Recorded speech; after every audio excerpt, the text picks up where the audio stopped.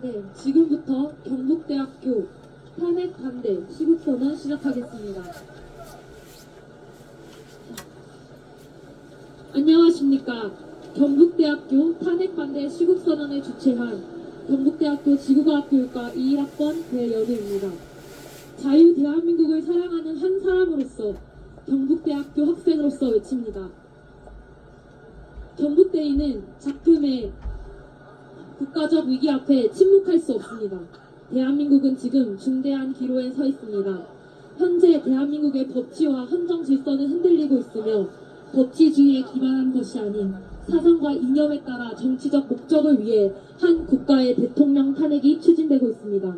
이는 국민에 대한 기만이자 자유민주주의 건국 이념을 뒤엎는 일입니다. 역사를 되돌아보면 나라가 위기에 처했을 때 우리의 선배님들은 항상 목소리를 높여 힘을 보태왔습니다. 1907년 국채보상운동이 시작된 곳이 바로 여기 대구였습니다. 국권을 빼앗길 위기 앞에서 대구의 선배님들은 나라 빚을 갚기 위해 자신의 전 재산을 내놓았습니다.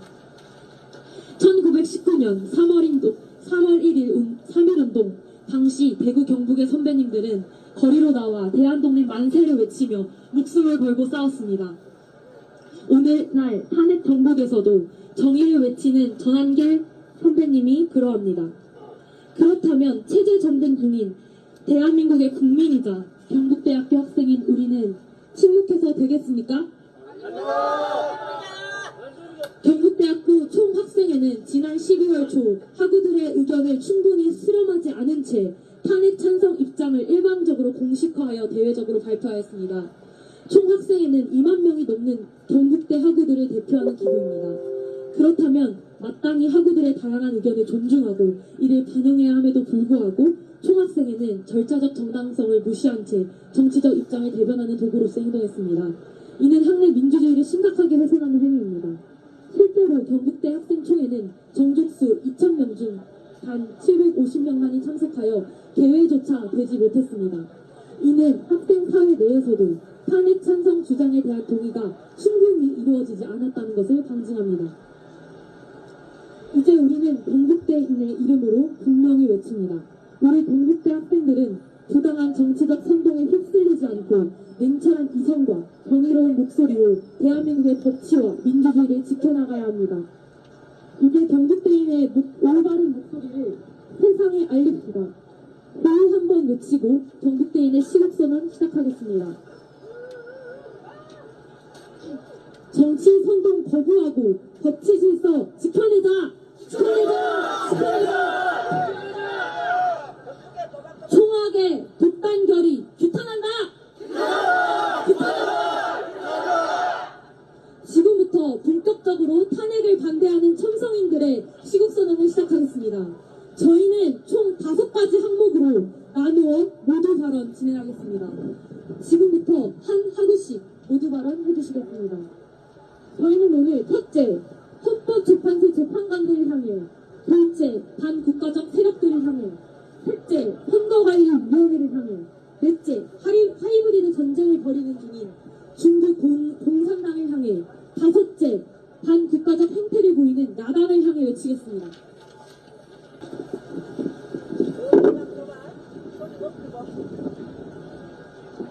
먼저 경북대학교 영어영문학과 1학번 박성준 학우분께서 모두 발언해 주시겠습니다. 안녕하십니까. 저는 경북대학교 영어영문학과 19학번 박성준입니다. 저는 부산역, 동대구역, 그리고 광주에서 열린 탄핵 반대 집회에 다녀왔습니다. 저는 탄핵 반대 집회 현장 속에서 자와 우로 나뉘는 것이 아니라 국민들이 나라를 위하는 마음으로 하나 되는 모습을 보면서 대한민국은 아직 끝나지 않았다고 생각이 들었고 내가 살아갈 대한민국의 미래를 지키기 위해 이 자리에 서야겠다고 다짐했습니다. 저는 현재 진행 중인 윤석열 대통령의 탄핵 심판을 전담하고 있는 헌법재판소가 스스로 적법한 절차를 거치지 않고 재판의 정당성을 훼손하고 있으며 이를 규탄한다는 점에 주안을 두고 발언을 이어나가겠습니다. 헌법재판소는 우리나라의 헌법에 관련된 재판, 즉 위헌법률, 탄핵, 정당 해산, 권한쟁의, 헌법소원에 관한 심판을 진행하는 기관으로 현 대한민국의 제6공화국의 핵심이며 헌재의 판결 하나하나가 사회에 지대한 영향을 끼쳤습니다. 이를테면 호주제 폐지, 통진당 해산, 그리고 박근혜 대통령 탄핵 심판 등이 있습니다. 우리나라는 법치주의 국가로서 사회의 주요 결정은 법리와 절차적 정당성을 갖추어 진행되어야 합니다. 지금 윤석열 대통령의 탄핵 심판 역시 계엄령 선포의 정당성과 절차적 정당성이 핵심 쟁점이며 국민 직선제를 통해 선출한 대통령에 대한 탄핵 심판인 만큼 헌법에 따라 180일을 지켜서 국민 모두가 납득할 만한 정당한 재판이 되어야 할 것입니다.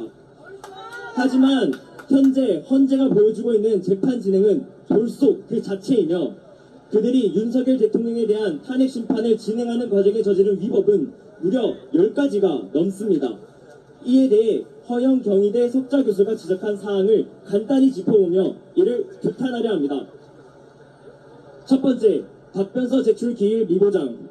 헌법재판소법과 형사소송법에 따르면 피소추인 변호인단은 7일간의 답변 기일을 보장받아야 합니다. 그러나 헌재는 이를 무시하고 즉시 수신 간주로 처리한 뒤 공판 기일을 일반적으로 지정했습니다. 두 번째, 변론기일 일방적 지정. 변론기일은 피소추인 변호인단과 협의하여 정해야 함에도 불구하고 헌재는 일주일에 2번씩 총 8차에 걸쳐 변론을 진행하도록 일방적으로 통보했습니다. 박근혜 대통령의 탄핵 심판에서도 17차에 걸친 변론이 주어졌던 것과 비교하였을 때 이는 그야말로 졸속 진행이라 할 수 있으며 가장 큰 문제는 협의를 거치지 않은 일방적 지정이었다는 것입니다. 세 번째, 수사서류 송부촉탁 수용. 헌법재판소법 제32조 단서에 따르면 수사 또는 재판 중인 사건의 서류는 송부촉탁이 허용되지 않습니다. 그러나 헌재는 내란죄 사건의 수사기록 송부촉탁을 수용하였습니다. 네 번째, 탄핵소추 사유 변경 수용. 국회가 탄핵소추안의 핵심 내용인 내란죄를 철회하겠다고 했음에도 불구하고 헌재는 이를 받아들여 탄핵소추의 동일성을 해치는 결정을 내렸습니다. 비상계엄 사태의 초창기에 주된 비판으로 제기되었던 내란죄가 철회된다면 소추안을 다시 의결해야 할 것입니다. 다섯 번째, 증인신문 참여권 박탈. 5차 변론부터 피소추인에게 보장된 증인신문 참여권이 박탈되었습니다. 오히려 직접 신문을 하는 것을 막으려는 움직임을 헌법재판소는 보여줬습니다. 여섯 번째, 홍장원 메모의 진위 확인 미흡. 헌재는 국정조사에서 윤석열 대통령이 체포명단에 불렀다는 홍장원의 메모에 대해 필적 감정을 통한 진위 확인 없이 증거로 채택했습니다. 심지어 제8차 변론에서 홍장원은 본인이 받아 적은 메모와 보좌관에게 정리하게 시킨 메모 2개가 있다고 주장했으나 다시 정리한 내용과 누군가가 가피되신 메모까지 포함해 총 4개가 존재하게 밝혀졌으며 작성자에 대한 명확한 답변도 없습니다. 일곱 번째, 진술 번복 증인의 증언 채택. 법원은 최근 개정된 형사소송법에 따라 진술을 번복한 증인의 증언을 신뢰할 수 있는지 검토해야 합니다. 맞습니다. 그러나 헌재는 이진우 전 수도방위사령관과 김현태 707 특kim대장 등 주요 증인의 번복된 증언을 그대로 채택했습니다. 여덟 번째, 우리법연구회 출신 재판관 임명 논란. 공정성 논란이 있는 우리법연구회 출신 마은혁의 임명 시도는 헌재의 중립성에 대한 의심을 불러일으켰습니다. 마은혁은 지하혁명 조직인 인민노련에서 활동했고 노희찬 의원과의 친분으로 법관으로 재직하던 당시 그에게 금품을 후원한 이력이 있어 탄핵심판 재판관으로서의 공정성 문제가 제기되었습니다. 아홉 번째, 대통령 권한대행 탄핵안 각하 필요성. 헌재의 주석서에 따르면 한도수 대통령 권한대행에 대한 탄핵안은 요건이 부족하여 각하되어야 합니다. 왜냐하면 권한대행의 탄핵은 대행되는 공직자를 기준으로 하기 때문입니다. 대통령 탄핵을 위한 결의안의 최소 종족수는 200명입니다. 하지만 한덕수 권한대행의 탄핵소추안의 종족수는 192명이었습니다. 열 번째, 졸속 심판 진행. 첫 번째부터 9번째까지의 사안들을 살펴보면 현재 헌법재판소는 그야말로 졸속 진행이지 않을 수 없습니다. 그렇지 않습니까, 여러분? 이뿐만이 아닙니다. 지난 2월 13일 진행된 윤석열 대통령의 탄핵 심판에서 대통령은 증인에 대한 직접 신문을 줄곧 거부당했습니다. 이에 대해 대통령 변호인 측이 항의하자 문영배 재판관은 탄핵 심판 진행 대본은 본인이 아닌 TF가 만든 것이라 주장하며 자신을 비롯한 8명의 재판관이 모두 동의했고 자신은 거기서 덧붙여하는 건 전혀 없다고 밝힌 바 있습니다. 여러분, 이게 말이 되는 소리입니까? 그렇다면 이 모든 졸속 재판 진행은 TF가 써준 대본대로였단 말입니까? 대법관이라는 사람이 왜 대본대로 할 수밖에 없다고 말을 합니까? 대법관은 대본을 읽는 배우가 아닙니다. 재판에 있어 가장 중요한 건 재판관 판사 본인의 양심과 법리에 따른 독립적 판단입니다.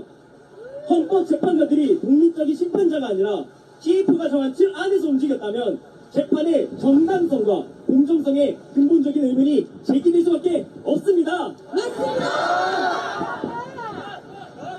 탄핵 심판의 공정성에 대한 국민들의 의구심이 계속되는 가운데 헌법재판소 배후에 탄핵 심판 TF가 있다는 사실이 드러나며 헌재의 신뢰가 더욱 추락하고 있습니다. 탄핵 심판에서 중요한 것은 결론만이 아니며 과정이 공정해야지만 국민이 결론을 납득할 수 있습니다.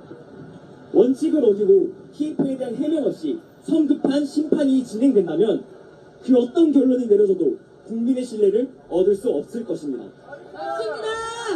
국민의 신뢰를 잃어버린 헌법재판소에게 호소합니다. 탄핵 심판의 공정성을 더는 무너뜨리지 마십시오. 원칙과 절차를 지키고 헌법에 규정한 대로 180일을 지켜서 국민 모두가 납득할 만한 정당한 재판이 되도록 이끄십시오. 또한 TF의 명단을 공개하고 이 조직이 언제 구성되었고 어떤 근거로 재판 절차를 조율해 왔는지를 상세히 밝히십시오.